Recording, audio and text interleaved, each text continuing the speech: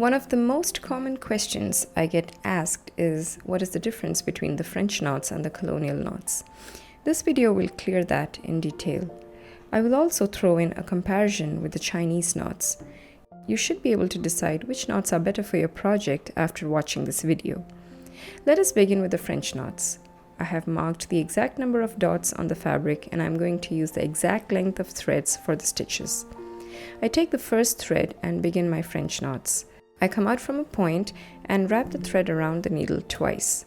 I then hold this wrapped thread pulled in my other hand and draw the needle closer to where I came out from. I then dip the needle into the fabric and pull it through.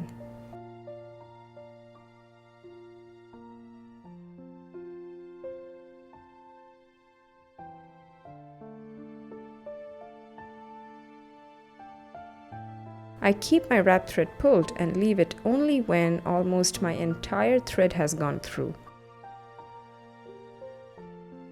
To make the exact kind of French knots, I follow these directions exactly the same way every time.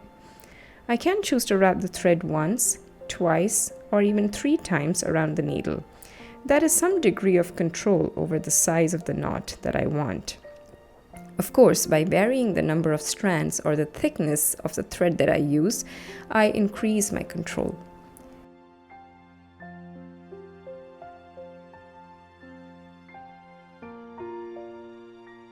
Now, let's see how the colonial knots would differ in the technique. I bring out my needle, then I push the working thread forward to create a sort of hunch. Then I slide my needle in and wrap my thread around the needle to create the S-shape wrap.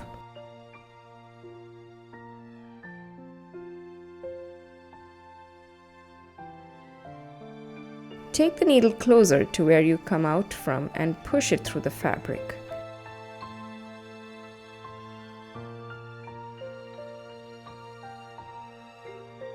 Keep the wrapped thread pulled till almost the entire thread has been pulled out.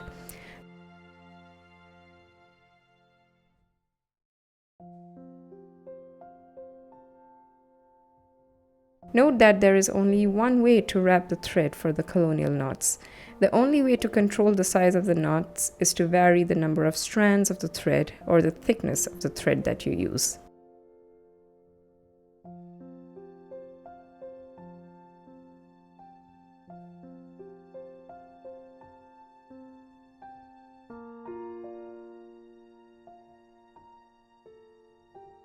The reverse side of both the stitches look the same.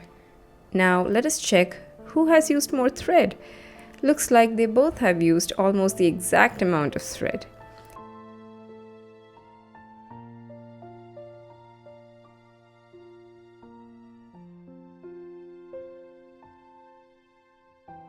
Now I'm going to add the Chinese knot to this comparison.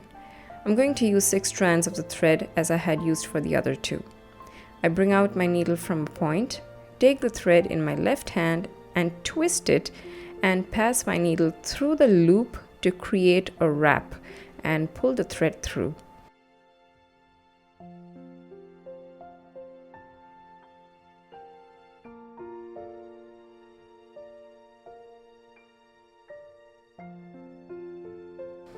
I can regulate the size of my knots by using varying number of strands or thickness of threads.